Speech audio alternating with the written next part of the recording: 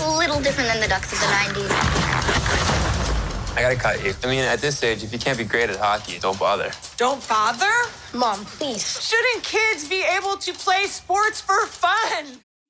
So part of the reason the Don't Bothers form is because Evan has kicked off the Mighty Ducks for not being good enough or like, frankly, not as like wildly over the top, like driven as the other kids or as their parents.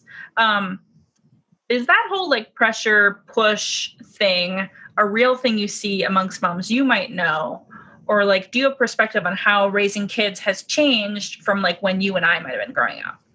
Yes, I live with my boyfriend and his now 19-year-old and watched him go from a smaller school to a big LA high school. And it, I think, has changed. I don't remember in sport. First of all, I don't remember anybody even coming to my sports. Like I was a competitive horseback rider and my dad would come, but there wasn't this like, you can't miss a game or you can't miss a practice or you can't miss a, like, you know, so that right there, the involvement or the over involvement, I think is different. And yeah, I think the pressure, you know, Roman played baseball for a while and half the kids have like outside coaches and camps they've gone to. And, you know, so one of the things I liked about this show is asking the question, like, where's the fun part?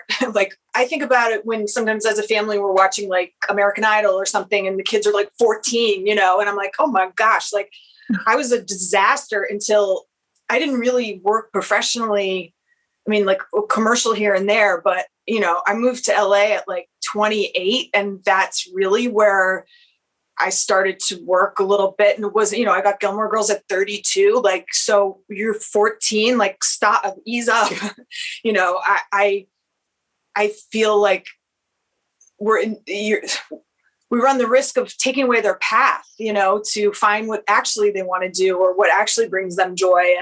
And again, that's just something I liked about the show and the character is like asking that question, like, what have we done?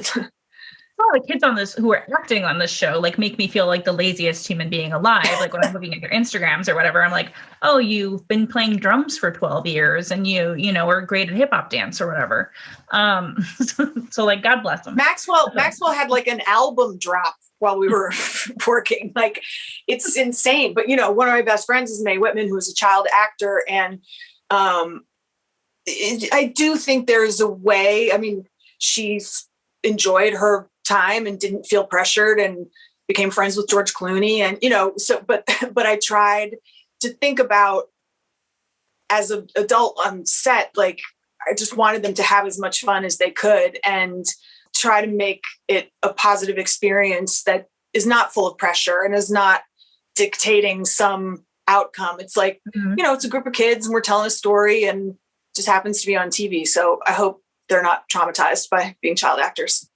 One of the things I really related to watching this is the mom stuff, because I'm a mom too. And like the idea of the pressure that Alex was feeling at work, like, no, can't you stay late? Can't you take on this task? I need you to do this. Like, it's very, very hard for moms to like participate, especially in this work economy now where it's like, my computer is you can literally see is in my bedroom right now. Like the idea that we can work 80 hours a week and like still have a family and do everything.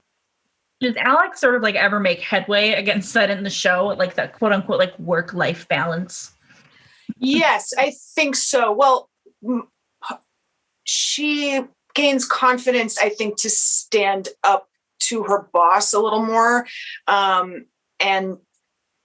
But I think the struggle is real. It's not, I don't know that, I don't know one mother or really one friend, even without kids, who is completely in balance in terms of work versus play versus things we're striving for, trying to be healthy. You know, I really think the idea that it's achievable might be flawed.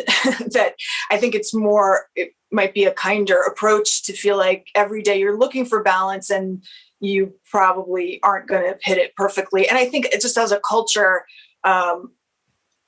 we're all working harder than they do in Europe. It seems That makes sense. it seems, I don't know what sort of the answer is. And certainly during this time, on the other hand, to work at all felt like I've lots of friends whose jobs went away. And so anyway, just speaking to this time, it was nice to be working.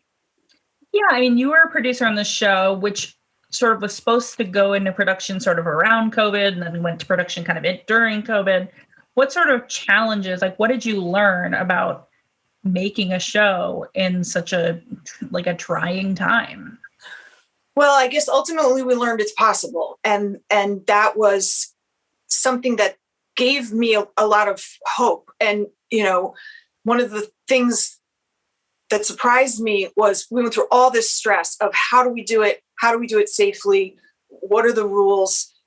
How does the union agree with the city of Vancouver? Like, how do we, because at its core, at least, there were 72 productions in Vancouver when everything shut down. So that's thousands of people out of work. So you feel good for the crew, you feel good for the actor schmactor. It's like the group is what's benefiting. And I felt like we were all taking good care of each other and we got it done. One of the in the show, when we meet Gordon Bombay, he is pretty much like living on leftover like sheet cakes and pizza the parents leave at birthday parties. So first of all, much respect to him for that. Second, what is your preferred flavor of sheet cake and what piece are you going for? Like, are you a corner? Like, do you want most frosting? Wow, we really pivoted. Yeah, sorry. I don't know how much time I have. I have to ask the tough question. I'm happy to talk about sheet cake. I, first of all, on this job discovered I'm a celiac sufferer. So my relation with cakes in general has changed. Are you in LA? Mm-hmm. No. Oh, you are? Yeah. That cake from Sweet Lady Jane that is like a white cake that has a bunch of fruit in it. It sounds like, why are you putting health in my cake? But it's actually like my favorite cake ever. I'll never eat it again, but some version of that, some gluten-free version of that I'll have to find. In order to be a team, you just have to have a home rink and a coach. What about Gordon Bombay? Gordon Bombay? Gordon Bombay. I'm guessing you didn't see the sign? I hate hockey, and I don't like kids. You run an ice rink. Weird, huh?